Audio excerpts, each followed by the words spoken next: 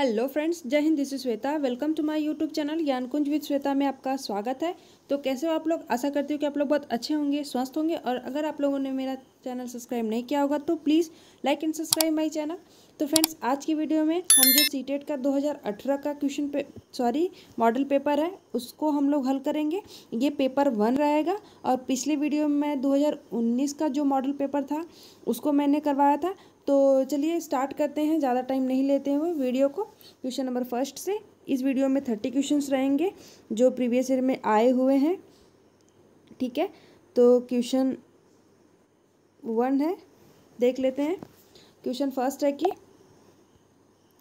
आनुवंशिकता और पर्यावरण की भूमिका के बारे में निम्नलिखित में से कौन सा कथन सत्य है। ठीक है, तो कौन सा कथन सत्य है फ्रेंड? तो देखिए, चारों कथन है, चारों ऑप्शन में से कौन सा ऑप्शन राइट है ये पूछा है। तो आनुवंशिकता और पर्यावरण की भूमिका में, ठीक है, दोनों में पूछा है। तो पहले हम लोग ऑप्शन को पढ़ लेते हैं। और प्लीज़, अगर जो लोग भी सीटेट के एग्ज़ाम में पहली बार बैठ रहे हैं, पहले नए हैं, तो आप लोग क्वेश्चन को देख के ऐसे घबराइएगा मत कि बहुत बड़ा क्वेश्चन है, क्योंकि लोग ऐसे क्वेश्चन को देख के सोचते हैं कि नहीं, मैं नहीं हेल्प कर पाऊंगा ऐसे। तो पहले आप लोग क्वेश्चन को शांति दिमाग से पढ़िएगा, फिर उसके ऑप्शन को पढ़िएगा। तो ऑटोमेटिक आप लोग अगर टॉपिक पढ़े हैं, सही से तैयारी आपकी है, तो ज़रूर ही आपका जो क्वेश्चन है वो सॉल्व होगा। ठीक है, तो चलिए ज़्यादा टाइम नहीं लेते हैं। ऑप्शन फर्स्ट है कि विकास के कुछ पहलू आनुवंशिकता और कुछ अन्य पर्यावरण से अधिक प्रभावित होते हैं। ठीक है, तो ये तो बात सही है, लेकिन फिर भी हम लोग ऑप्शन आगे भी पढ़ेंगे। ऑप्शन सेकंड है कि सीखने और प्रदर्शन करने के लिए बच्चे की क्षमता जीनों द्वारा पूरी तरह से निर्भर की जाती है। तो ऐसा नहीं है, सिर्फ जीन से ही बच्चों की जो है एबिलिटी को हम निर्धारित नहीं कर सकते हैं। ठीक है, तो ये पर्यावरण पे भी रहता है। तो ऑप्शन सेकंड गलत है। ऑप्शन थर्ड में क्या है कि अच्छी देखभाल और पौष्टिक आहार बच्चे के किसी भी जन्मजात विकार को दूर कर सकता है। तो ऐसा नहीं है। अगर ऐसा होता तो जो लोग भी रिच फैमिली से बिलोंग करते हैं वो लोग के जो बच्चे होते हैं अच्छे पढ़ने में होने चाहिए, लेकिन ऐसा नहीं होता है। जो गरीब के बच्चे होते हैं वो भी अच्छे होते हैं, तो लेकिन उनको पौष्टिक आहार, ये सब चीज़ें, अच्छी देखभाल उनको नहीं मिली होती है। ये भी ऑप्शन गलत है। ऑप्शन सेकंड क्या है कि पर्यावरण केवल बच्चे के भाषा विकास में महत्वपूर्ण भूमिका निभाता है। देखिए, अगर किसी का भी अगर विकास हो रहा है, किसी भी बच्चे का, मानव का, तो उसमें आनुवंशिकता और पर्यावरण दोनों ही भूमिका निभाती है। सिर्फ एक के भूमिका निभाने से ऐसा कुछ नहीं होता है। तो ये जो फर्स्ट ऑप्शन है यही राइट हो जाएगा।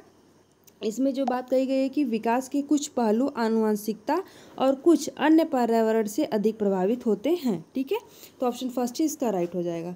ठीक है, नेक्स्ट क्वेश्चन पे चलते हैं फ्रेंड। आई होप कि आप लोगों को क्वेश्चन का एक्सप्लेनेशन सही से समझ में आ रहा होगा। तो देखिए, क्वेश्चन नंबर सेकंड है कि निम्नलिखित में से कौन सा कथन पियाजे के सिद्धांत के अनुसार कहा नहीं जा सकता। ठीक है, ये क्वेश्चन में नहीं पूछा है फ्रेंड, तो इसका ज़रूर आप लोग ध्यान रखिएगा, क्योंकि ऐसे ही क्वेश्चन जो स्टूडेंट होते हैं वो कंफ्यूज हो जाते हैं। ये सीधे पूछेंगे पियाजे के सिद्धांत के अनुसार, तो ये नहीं को छोड़ करके और ऑप्शन टिक करके चले जाएंगे। तो इसका आप लोग एग्जाम में ज़रूर ध्यान रखिएगा। ठीक है, तो ऑप्शन में क्या है कि ऑप्शन विकास गुणात्मक चरणों में होता है, तो ये बात तो सही है, लेकिन इसमें नहीं पूछा है। तो ऑप्शन सेकेंड है कि बच्चे अपनी दुनिया के बारे में ज्ञान का निर्माण और उपयोग करते हैं। ऑप्शन थर्ड है कि निरंतर अभ्यास से अधिगम होता है। और ऑप्शन फोर्थ है कि बच्चे अपने पर्यावरण पर क्रिया करते हैं। तो इसका जो राइट ऑप्शन देखिए हो जाएगा निरंतर अभ्यास से अधिगम होता है। ऑप्शन सेकेंड ही इसका गलत हो जाएगा, जो पियाजे के अनुसार कहा गया। ठीक है, उनके सिद्धांत के अनुसार है। तो ऑप्शन सेकेंड ही इसका राइट हो जाएगा, जो कि नहीं है। ठीक है, ऑप्शन सेकेंड। तो नेक्स्ट क्वेश्चन पे चलते हैं, क्वेश्चन नंबर थर्ड पे। क्वेश्चन नंबर थर्ड है फ्रेंड कि निम्नलिखित में से कौन सी पूर्व संक्रियात्मक विचार की एक सीमा नहीं है। पूर्व संक्रियात्मक पूछा है फ्रेंड। तो ऑप्शन फर्स्ट है ध्यान केंद्रित करने की प्रवृत्ति। ठीक है, ऑप्शन सेकेंड है कि प्रतिक्रियात्मक विचार का विकास। और ऑप्शन थर्ड है कि अहमन्यता। और ऑप्शन फोर्थ है कि अनुक्रमणीयता। तो इसका राइट ऑप्शन क्या हो जाएगा? ठीक है, प्लीज़ आप लोग भी कमेंट बॉक्स में कमेंट करके इसका राइट ऑप्शन ज़रूर बताइएगा, जिससे कि आप लोगों का एक ये इस वीडियो से देखिए आप लोगों जो भी तैयारी कर रहे हैं या फिर कर चुके हैं, बहुत लोग का सेकेंड बार होगा इस सीटेट में बैठना, तो उसका क्या होगा कि ये मॉक टेस्ट के रूप में भी उसको ये इम्पॉर्टेंट रहेगा, उसके लिए यूज़फुल रहेगा, समझ लीजिए। तो ये 30 क्वेश्चन, तो ठीक है, आप लोग इसको मॉक टेस्ट के रूप में भी ले सकते हैं प्रीवियस ईयर को। तो देखिए इसका राइट ऑप्शन क्या होगा? देखिए पूर्व संक्रियात्मक विचार की एक सीमा नहीं है पूछा है फ्रेंड, तो नहीं में जो प्रतिक्रियात्मक विचार का विकास होता है यही इसका नहीं है, ऑप्शन सेकेंड ही राइट हो जाएगा, थर्ड का। ठीक है, तो नेक्स्ट क्वेश्चन पे चलते, क्वेश्चन नंबर 4 पे। और फ्रेंड जो लोग भी इस वीडियो में नए होंगे, इस चैनल पे नए आए होंगे, तो प्लीज़ चैनल को सब्सक्राइब करिएगा। आप लोगों के हेल्प के लिए देखिए जो वीडियो इसमें डाले गए हैं, प्लीज़ आप लोग प्लेलिस्ट जाके ज़रूर चेक करिएगा, जिसमें से आप लोगों को ये जितने भी प्रीवियस ईयर के क्वेश्चन होते हैं या फिर सीटेट जो हिंदी से हो गया या फिर जो ईवीएस से हो गया और सीडीपी से भी प्लेलिस्ट में बनाई हुई हूँ, ज़रूर जाके चेक करिएगा। ठीक है, तो क्वेश्चन नंबर 4 है कि के अलावा निम्नलिखित कारणों से खेल युवा बच्चे के विकास में एक महत्वपूर्ण भूमिका निभाता है। ठीक है, किसके अलावा, ठीक है, ये पूछा है कि निम्नलिखित कारणों से खेल युवा बच्चों के विकास की एक महत्वपूर्ण भूमिका निभाता है। तो ऑप्शन फर्स्ट है वे अपने शरीर पर निपुणता प्राप्त करते हैं, और ऑप्शन सेकंड है कि यह उनकी इंद्रियों को उत्तेजित करता है, और ऑप्शन थर्ड है कि यह समय बिताने का एक खुद तरीका है, सुखद तरीका है, और ऑप्शन फोर्थ है कि ये नए कौशल हासिल करते हैं और सीखते हैं कि उन्हें कब उपयोग किया जाए। तो देखिए इसका जो राइट ऑप्शन हो जाएगा, इसके अलावा निम्नलिखित का इसके अलावा पूछा है, तो ये जो थर्ड है उसके अलावा सारे ही चीज़ चलेंगी। ठीक है, ये नहीं पूछा है तो ऑप्शन थर्ड इसका राइट हो जाएगा। तो नेक्स्ट क्वेश्चन पे चलते हैं। नेक्स्ट क्वेश्चन है क्वेश्चन नंबर 5 पे। क्वेश्चन नंबर 5 है कि निम्नलिखित में से कौन सा प्रश्न बच्चों को गंभीर रूप से सोचने के लिए आमंत्रित करता है? ठीक है, कौन सा ऐसा प्रश्न होता है जो गंभीर रूप से बच्चों को सोचने के लिए आमंत्रित करता है? तो ऑप्शन फर्स्ट है क्या आप इनका उत्तर जानते हैं? ठीक है, और ऑप्शन सेकेंड है कि सही जवाब क्या है, और ऑप्शन थर्ड है कि क्या आप इसी तरह की स्थिति के बारे में सोच सकते हैं, और ऑप्शन फोर्थ है कि विभिन्न तरीकों से हम इसे कैसे हल कर सकते हैं। तो देखिए इसमें क्या पूछा गया क्वेश्चन में कि निम्नलिखित में से कौन सा प्रश्न बच्चों को गंभीर रूप से सोचने के लिए आमंत्रित करता है। तो देखिए अगर हम जब चाहें कि बच्चे गंभीर रूप से सोचें, तो उसमें जो ये विभिन्न तरीकों से हम इसे कैसे हल कर सकते हैं, यही ऑप्शन राइट हो जाएगा, ऑप्शन फोर्थ ही इसका राइट हो जाएगा। इसी में जो बच्चे हैं वो जो गंभीर रूप से सोचेंगे कि ठीक है किसी भी समस्या को हम कैसे हल करें, किस तरीके से हल करें, कितना जल्दी हल कर सकते हैं, तो ऑप्शन फोर्थ ही इसका राइट हो जाएगा। नेक्स्ट क्वेश्चन पे चलते हैं। नेक्स्ट क्वेश्चन है क्वेश्चन नंबर 6 है कि निम्नलिखित में से कौन सा विकल्प प्रगतिशील शिक्षा का सबसे अच्छा वर्णन करता है? ठीक है, जो प्रगतिशील शिक्षा होता है उसका सबसे अच्छा वर्णन किससे करता है? तो ऑप्शन फर्स्ट है कि करके सीखना, परियोजना विधि और सहयोग से सीखना। ये तो ऑप्शन सही है, लेकिन फिर भी हम लोग ऐसा है कि जो सही ऑप्शन मिल गया तो ऐसा नहीं है कि हम लोग उसको टिक करके फिर नेक्स्ट क्वेश्चन पे चल जाए, हमको चारों ही ऑप्शन पढ़ने हैं। ठीक है, इसका आप लोग ज़रूर ध्यान रखिएगा क्योंकि ऐसा होता है कि थोड़ा सा माइनर ही डिफरेंस रहता है सारे ऑप्शन चारों में से। ठीक है, ऐसा आप लोगों को लगेगा कि चारों ऑप्शन ही सही हैं, लेकिन माइनर ही डिफरेंस रहता है, तो हमको ऐसा नहीं करना। ये गलती आप लोग कभी मत करिएगा एग्जामिनर हॉल में। तो आप लोग पूरा ही पहले ऑप्शन पढ़िएगा। तो ऑप्शन सेकंड क्या है कि थीमेटिक इकाई, नियमित इकाई, परीक्षण रैंकिंग, और ऑप्शन थर्ड है कि व्यक्तिगत अधिगम, क्षमता समूह बनाना, और जो छात्रों की लेबलिंग है, और ऑप्शन फोर्थ है कि परियोजना विधि, क्षमता समूह बनाना और रैंकिंग। तो देखिए इसका जो राइट ऑप्शन सही हो जाएगा कि जो प्रगतिशील शिक्षा का सबसे अच्छा वर्णन है कि बच्चों को करके सिखाएं। ठीक है, करके वो जो सब सीखते हैं और परियोजना में विधि से जो सीखते हैं और सबके सहयोग से जो सीखते हैं वही उनके लिए अच्छा होता है। तो ऑप्शन फर्स्ट ही इसका राइट हो जाएगा। नेक्स्ट क्वेश्चन पे चलते हैं। नेक्स्ट क्वेश्चन है क्वेश्चन नंबर 7। क्वेश्चन नंबर 7 है कि प्रगतिशील शिक्षा के बारे में निम्नलिखित में से कौन सा कथन बताता है शिक्षा स्वयं ही जीवन है। ठीक है, प्रगतिशील शिक्षा के बारे में निम्नलिखित में से कौन सा कथन बताता है कि शिक्षा स्वयं ही जीवन है? तो ऑप्शन फर्स्ट है, स्कूल शिक्षा को यथासंभव लंबे समय तक जारी रखना चाहिए। स्कूली जो शिक्षा है ऐसा लंबे समय तक जारी रखना है, ये तो चीज़ें सही नहीं है, तो ऑप्शन फर्स्ट गलत हो जाएगा। ऑप्शन सेकेंड है कि स्कूलों की आवश्यकता नहीं है, बच्चे अपने जीवन से के अनुभवों से ही सीख सकते हैं। तो नेक्स्ट क्वेश्चन पे चलते हैं। नेक्स्ट क्या ऑप्शन क्या है कि स्कूलों में शिक्षा सामाजिक और प्राकृतिक दुनिया को प्रतिबिंबित करते हैं। और ऑप्शन फोर्थ है कि जीवन जो है सच्चा शिक्षक है। देखिए इसमें जो है स्कूलों की आवश्यकता नहीं है, ये तो सीधे ही ऑप्शन गलत है, ऐसा नहीं होना चाहिए। तो देखिए इसका जो राइट ऑप्शन है ऑप्शन थर्ड हो जाएगा, जो 7वें का थर्ड ऑप्शन राइट हो जाएगा, जो जिसमें कहा गया है कि जो स्कूल में जो शिक्षा दिया जाता है वो सामाजिक और प्राकृतिक दुनिया को जो दुनिया के बारे में दिखाया जाता है कि ठीक है दुनिया कैसी है, स्कूली शिक्षा के ही माध्यम से हम जाते हैं, हमारा सामाजिक विकास होता है, तो ये ज़रूरी है। ठीक है, ऑप्शन थर्ड इसका राइट हो जाएगा। तो नेक्स्ट क्वेश्चन पे चलते हैं। क्वेश्चन नंबर 8 है।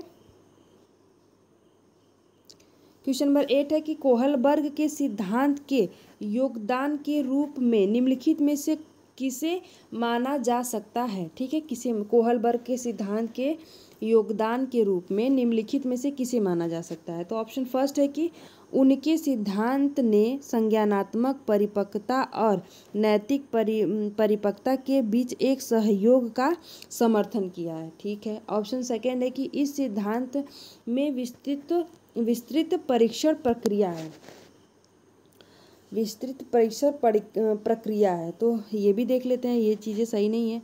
और ऑप्शन थर्ड क्या है कि यह नैतिक तर्क और कार्रवाई के बीच एक स्पष्ट संबंध स्थापित करता है। और ऑप्शन फोर्थ है कि उनका विश्वास है कि बच्चे नैतिक दार्शनिक हैं। ठीक है, नैतिक दार्शनिक हैं, उनका ये विश्वास बिल्कुल भी नहीं है। देखिए उनका जो राइट ऑप्शन हो जाएगा कोहलबर्ग के सिद्धांत के योगदान के रूप में निम्नलिखित में से किसे माना गया है? तो ऑप्शन फर्स्ट इसका राइट हो जाएगा। उनके सिद्धांत के अनुसार जो है वो संज्ञानात्मक परिपक्वता और नैतिक परिपक्वता के बीच एक सहयोग समर्थन है। ठीक है, तो ऑप्शन ये जो है फर्स्ट ही उसका राइट हो जाएगा।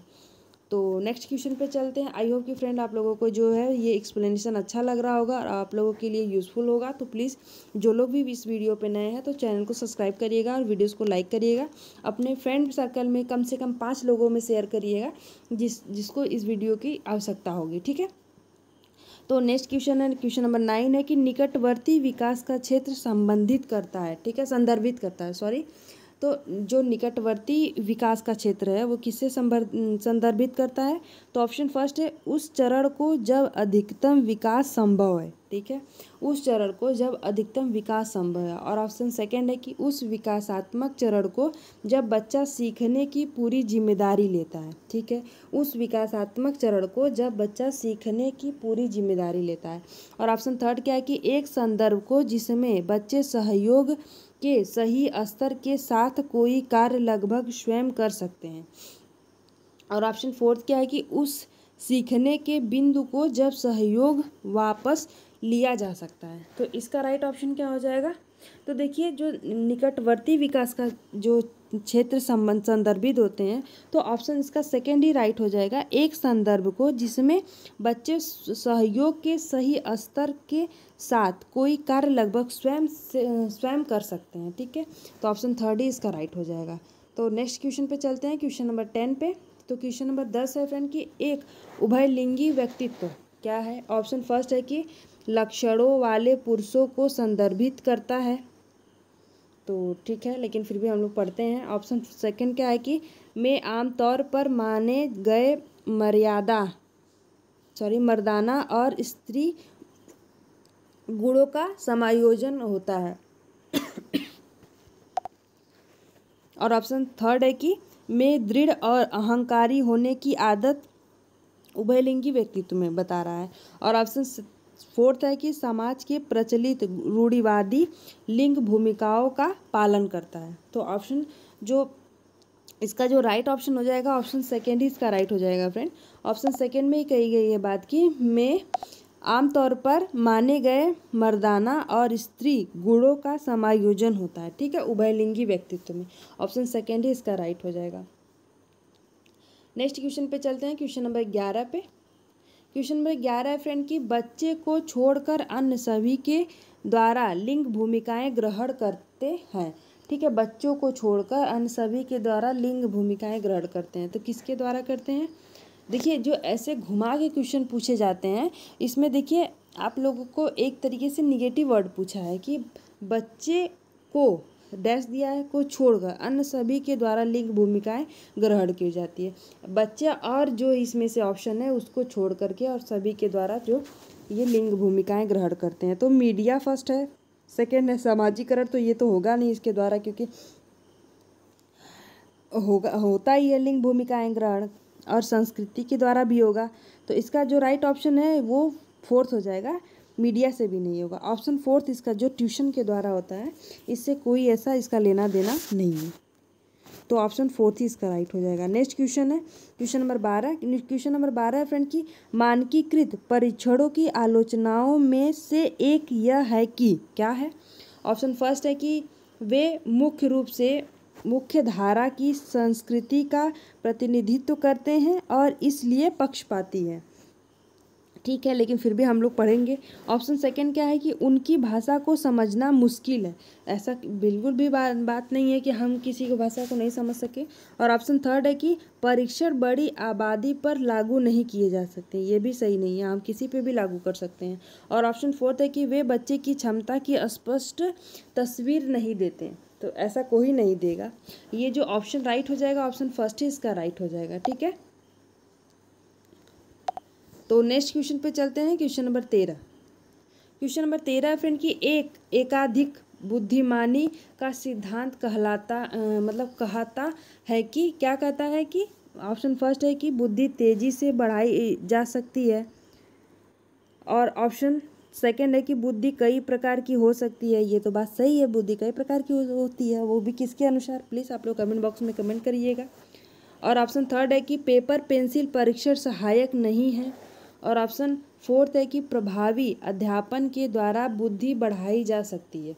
तो देखिए, इसका जो एकाधिक बुद्धिमानी का सिद्धांत कहता है कि बुद्धि कई प्रकार की होती है, तो ऑप्शन सेकेंड ही इसका राइट हो जाएगा। ठीक है, तो नेक्स्ट क्वेश्चन पे चलते हैं, क्वेश्चन नंबर 14 पे। क्वेश्चन नंबर 14 है फ्रेंड कि शिक्षक सीखने के लिए मूल्यांकन और सीखने के मूल्यांकन दोनों का उपयोग कर सकते हैं। ठीक है, जो शिक्षक होते हैं वो सीखने के लिए मूल्यांकन और सीखने के मूल्यांकन दोनों का उपयोग कर सकते हैं। तो ऑप्शन फर्स्ट है बच्चों की प्रगति और उपलब्धि स्तर को जानने में। ठीक है, और ऑप्शन सेकेंड है कि बच्चे की सीखने की ज़रूरतों को जानने में और तदनुसार शिक्षा रणनीति का चयन करने में। और ऑप्शन थर्ड है कि आवधिक अंतरालों पर बच्चे के प्रदर्शन का आकलन करने और उनके प्रदर्शन को प्रमाणित करने में। और ऑप्शन फोर्थ है कि बच्चों की प्रगति की निगरानी करने और उनके सीखने के अंतराल में को भरने के लिए उचित लक्ष्य निर्धारित करने में। तो देखिए, इसका जो राइट ऑप्शन हो जाएगा, जो शिक्षक होते हैं वो सीखने के लिए मूल्यांकन और सीखने के मूल्यांकन दोनों का उपयोग तभी कर सकते हैं जब बच्चों की प्रगति और उपलब्धि स्तर को जानने में। ठीक है, उनको जब जानना होगा तभी इसका मूल्यांकन कर सकते हैं, तो ऑप्शन फर्स्ट ही इसका राइट हो जाएगा। तो नेक्स्ट क्वेश्चन पे चलते हैं, क्वेश्चन नंबर 15 पे। क्वेश्चन नंबर 15 फ्रेंड कि निम्नलिखित में से कौन सा सतत और व्यापक मूल्यांकन से संबंधित नहीं है। ठीक है, जो सतत व्यापक होता है, सतत मूल्यांकन और व्यापक मूल्यांकन दोनों से संबंधित नहीं है, तो क्या नहीं है फ्रेंड? ऑप्शन फर्स्ट है इसे भारत के शिक्षा के अधिकार अधिनियम द्वारा अनिवार्य किया गया है। और ऑप्शन सेकेंड है कि यह शिक्षण अधिगम प्रक्रिया का एक अभिन्न अंग है।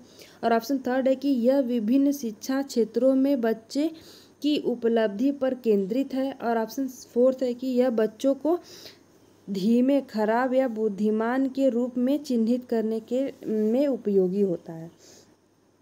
तो देखिए, जो सतत और व्यापक मूल्यांकन में नहीं है पूछा है फ्रेंड, तो इसमें जो शिक्षण अधिगम प्रक्रिया का एक अभिन्न अंग है, तो ये अभिन्न अंग नहीं है। ठीक है, ऑप्शन सेकेंड ही इसका राइट हो जाएगा। तो नेक्स्ट क्वेश्चन पे चलते हैं, क्वेश्चन नंबर 16 पे। क्वेश्चन नंबर 16 है फ्रेंड कि बच्चों में बच्चों में प्रतिभाशालिता के कारण हो सकती है, ठीक है। तो किसके कारण हो सकती है प्रतिभाशालिता? ऑप्शन फर्स्ट है आनुवंशिकता और वातावरण के बीच एक जो क्रिया होता है, और ऑप्शन सेकेंड है कि एक संसाधन समृद्ध वातावरण, और ऑप्शन थर्ड है कि सफल माता पिता, और ऑप्शन फोर्थ है कि एक अनुशासित दिनचर्या। तो देखिए जो आनुवंशिकता और वातावरण के बीच एक अंतर जो प्रक्रिया होता है उसी के द्वारा, तो ऑप्शन इसका फर्स्ट ही राइट हो जाएगा, ठीक है। तो नेक्स्ट क्वेश्चन पे चलते हैं, क्वेश्चन नंबर 17 पे। सामाजिक आर्थिक रूप से वंचित पृष्ठभूमि से आने वाले बच्चों को कक्षा के माहौल की आवश्यकता होता है, जो क्या होता है, उन्हें अच्छा व्यवहार सिखाता है, ठीक है। और ऑप्शन सेकेंड है कि उनके जो सांस्कृतिक और भाषाई ज्ञान को महत्व देता है तथा उनका उपयोग करता है। ये बात तो सही है, लेकिन फिर भी हम लोग आगे भी पढ़ते हैं। थर्ड है कि उनकी भाषा के उपयोग को हतोत्साहित करता है ताकि वे मुख्य धारा की भाषा सीख सके। ये तो हतोत्साहित कर रहा है, तो ये ऑप्शन गलत हो जाएगा। और ऑप्शन फोर्थ है कि बच्चों की उनकी क्षमताओं के आधार पर वर्गीकृत करता है। तो क्षमताओं के आधार पर वर्गीकृत करना, ये ऑप्शन सही नहीं हो जाएगा। तो देखिए इसका जो राइट ऑप्शन हो जाएगा फ्रेंड 17 का जो है ऑप्शन सेकेंड ही इसका राइट हो जाएगा, कि उनकी जो सांस्कृतिक और भाषाई जो ज्ञान है, ज्ञान को महत्व देता है और उनका उपयोग करता है, ठीक है। तो नेक्स्ट क्वेश्चन पे चलते हैं, क्वेश्चन नंबर 18। क्वेश्चन नंबर 18 है फ्रेंड की कक्षा में सृजनात्मक और प्रतिभाशाली बच्चों के लिए आवश्यक हस्तक्षेप निर्भर करता है, ठीक है। तो ऑप्शन फर्स्ट है शिक्षक द्वारा अनुकूलित और प्रेरक निर्देशन तरीकों के उपयोग पर, ठीक है। और ऑप्शन सेकेंड है कि उन्हें अतिरिक्त समय दिए जाने पर। तो उन्हें अतिरिक्त जो समय दिया जाना, ऐसा चीज़ें सही नहीं है कि उनको हम सही ज़्यादा समय दे तो वो जो सृजनात्मकता उनके और प्रतिभाशाली बच्चों। तो देखिए ऑप्शन थर्ड है कि उनके प्रति स्नेह होने के नाते पर, और ऑप्शन फोर्थ है कि उन्हें अन्य बच्चों को पढ़ाने की जिम्मेदारी देना। तो इसका जो राइट हो जाएगा, क्या ऑप्शन में पूछा है क्वेश्चन में कि कक्षा में सृजनात्मक और प्रतिभाशाली बच्चों के लिए आवश्यक हस्तक्षेप निर्भर करता है। तो देखिए इसका जो फर्स्ट है यही ऑप्शन राइट हो जाएगा, जो शिक्षक द्वारा जो अनुकूलित और प्रेरक जो निर्देशन तरीकों के उपयोग पर, ठीक है। ऑप्शन फर्स्ट इसका राइट हो जाएगा। तो नेक्स्ट क्वेश्चन पे चलते हैं, क्वेश्चन नंबर 19। क्वेश्चन नंबर 19 है फ्रेंड की अति संवेदनशील बच्चों को सीखने में मदद करने के लिए निम्नलिखित में से कौन सा तरीका उपयुक्त तरीका नहीं है, ठीक है। उपयुक्त तरीका नहीं है फ्रेंड पूछा है। तो ऑप्शन फर्स्ट है एक कार्य को छोटे प्रबंधनीय खंडों में तोड़ना। तो नहीं है फ्रेंड पूछा है, तो ये तो ऐसा हो सकता है, लेकिन हम नहीं ऑप्शन लगाएंगे। ऑप्शन सेकेंड है कि अधिगम के वैकल्पिक तरीकों की पेशकश, और ऑप्शन थर्ड है कि उनके दैनिक कार्यक्रम में शारीरिक गतिविधि का समावेशन, और ऑप्शन फोर्थ है कि बेचैन होने पर अक्सर उन्हें फटकार लगाना। तो इसका जो राइट हो जाएगा ऑप्शन फोर्थ ही इसका राइट हो जाएगा, ठीक है। नेक्स्ट क्वेश्चन पे चलते हैं, क्वेश्चन नंबर 20। क्वेश्चन नंबर 20 है फ्रेंड कि अलग अलग सोच वाले पैटर्न पर बच्चों की पहचान करते हैं, जो क्या करते हैं, विकलांग हैं। ऑप्शन सेकेंड है कि डिस्लेक्सिया है, और ऑप्शन थर्ड है कि सृजनात्मक है, और ऑप्शन फोर्थ है कि प्रत्यास्थी है। तो जो अलग अलग सोच वाले पैटर्न वाले बच्चों की पहचान करते हैं, कैसे होते हैं वो फ्रेंड, वो सृजनात्मक होते हैं, ठीक है। वो उनकी जो है क्रिएटिव माइंड होता है, जो क्रिएटिव होते हैं। तो ऑप्शन थर्ड इसका राइट हो जाएगा। तो नेक्स्ट क्वेश्चन पे चलते हैं, क्वेश्चन नंबर 21 पे। क्वेश्चन नंबर 21 है फ्रेंड कि निम्नलिखित में से कौन सा शिक्षक द्वारा कक्षा में बच्चों के लिए समस्या हल करने के तरीके का वर्णन नहीं कर सकता, ठीक है। नहीं कर सकता फ्रेंड पूछा है। तो ऑप्शन फर्स्ट है किसी विशेष समस्या को हल करने के बारे में अपनी विचार प्रक्रिया पर चर्चा करना, ठीक है। और ऑप्शन सेकंड है कि कुछ हल करते समय गलतियों को करने के प्रति ईमानदार रहना। और ऑप्शन थर्ड है सोच विचार परीक्षण और विभिन्न उत्तरों जैसे प्रश्नावली का उपयोग करना। और ऑप्शन फोर्थ है अभिसरण उत्तरों वाले प्रश्न पूछना। तो देखिए जो नहीं है पूछा फ्रेंड, तो यही ऑप्शन राइट हो जाएगा। ठीक है, जो अभिसरण प्रश्न उत्तर वाले प्रश्न को पूछना, 21 का डी ऑप्शन राइट हो जाएगा, फोर्थ। तो नेक्स्ट क्वेश्चन पे चलते हैं, क्वेश्चन नंबर 22। क्वेश्चन नंबर 22 है फ्रेंड कि निम्नलिखित में से कौन सा एक संवेग है पूछा है फ्रेंड। तो स्मृति, और सेकंड है डर, और थर्ड है ध्यान, और फोर्थ है उत्तेजना। तो देखिए संवेग है फ्रेंड पूछा है, तो जो संवेग ये डर ही है। ठीक है, फियर। तो नेक्स्ट क्वेश्चन पे है, नेक्स्ट क्वेश्चन क्या है कि क्वेश्चन नंबर 23, एक 3 साल का बच्चा बताता है कि दूध बूथ पर एक मशीन द्वारा दूध का उत्पादन होता है। निम्नलिखित में से कौन सा बच्चे की समझ का सबसे अच्छा स्पष्टीकरण प्रदान करता है। ठीक है, एक जो 3 साल का बच्चा है वो बताता है कि दूध बूथ पर एक मशीन द्वारा दूध का उत्पादन होता है। ठीक है, वो वही देखा है वही बता रहा है। तो इसका क्या हम समझ सकते हैं कि सबसे अच्छा उसका स्पष्टीकरण प्रदान करता है। ऑप्शन फर्स्ट है बच्चे को दुनिया का बहुत सीमित अनावरण ज्ञान है। ठीक है, और ऑप्शन सेकंड है कि बच्चे का जवाब दूध बूथ पर से दूध खरीदने के अपने अनुभव पर आधारित है। और ऑप्शन थर्ड है कि बच्चे ने गाय को कभी नहीं देखा है।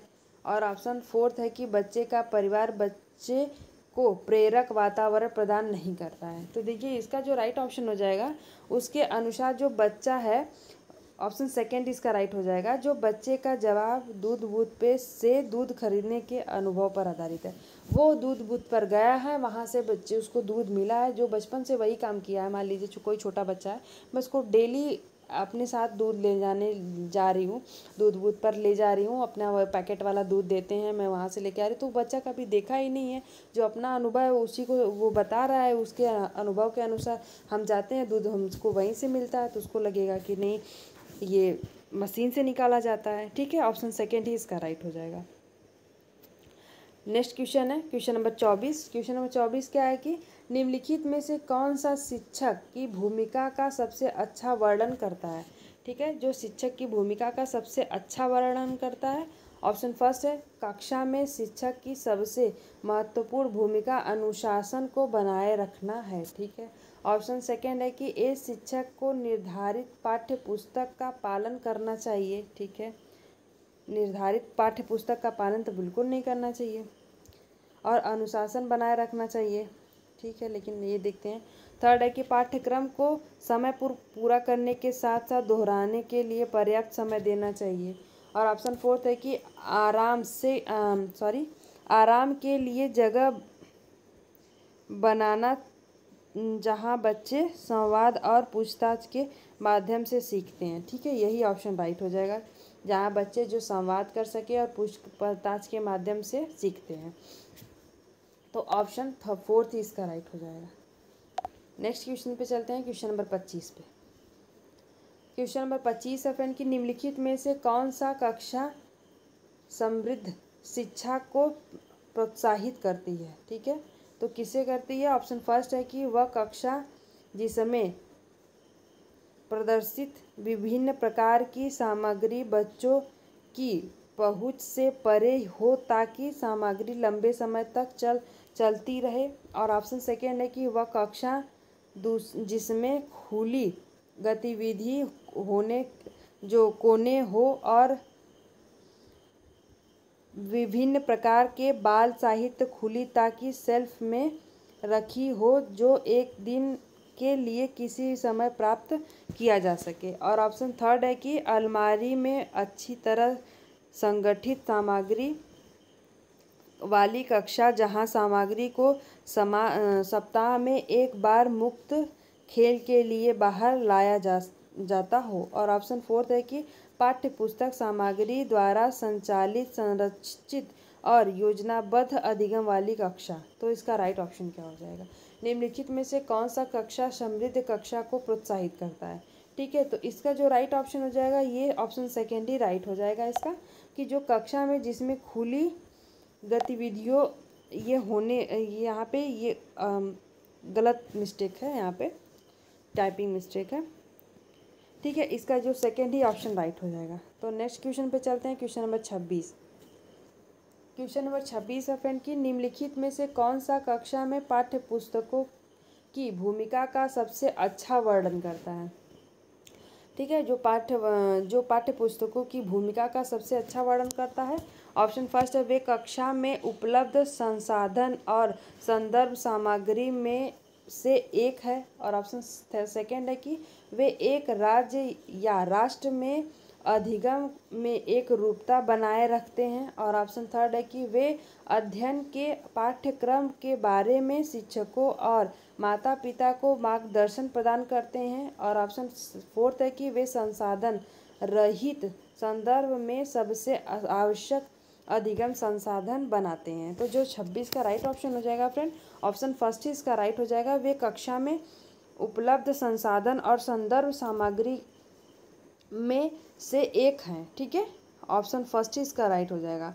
तो नेक्स्ट क्वेश्चन पे चलते हैं, क्वेश्चन नंबर 27। क्वेश्चन नंबर 27 है फ्रेंड की राष्ट्रीय पाठ्यचर्या जो फ्रेमवर्क 2005 में अपनी समझ से प्राप्त की है, क्या की है?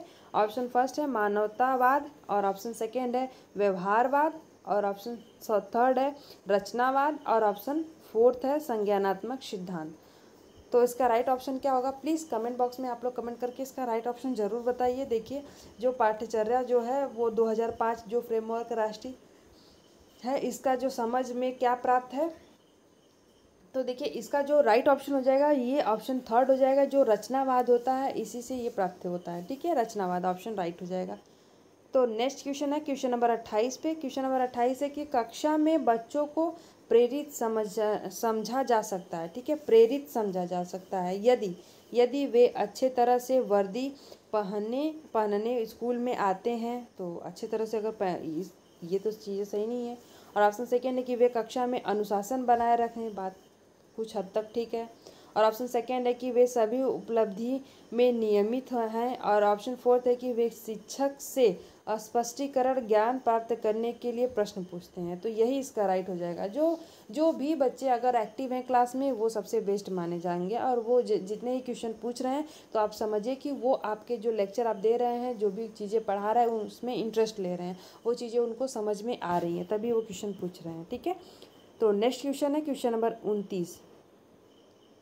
क्वेश्चन नंबर 29 है फ्रेंड कि निम्नलिखित में से कौन सा बच्चों में अधिगम में सुधार करने के लिए सबसे अधिक उपयुक्त है? तो क्या है? ऑप्शन फर्स्ट है कि नियमित मूल्यांकन परीक्षा आयोजित की जानी चाहिए, और ऑप्शन सेकेंड है कि शिक्षक को विभिन्न उदाहरणों और चित्रों का उपयोग करके विषय की व्याख्या करनी चाहिए, और ऑप्शन थर्ड है कि कक्षा में सभी प्रकार की शिक्षण सामग्री होनी चाहिए, और ऑप्शन फोर्थ है कि शिक्षक को वास्तविक जीवन स्थितियों पर बच्चों को एक दूसरे के साथ बातचीत करने में मदद करनी चाहिए।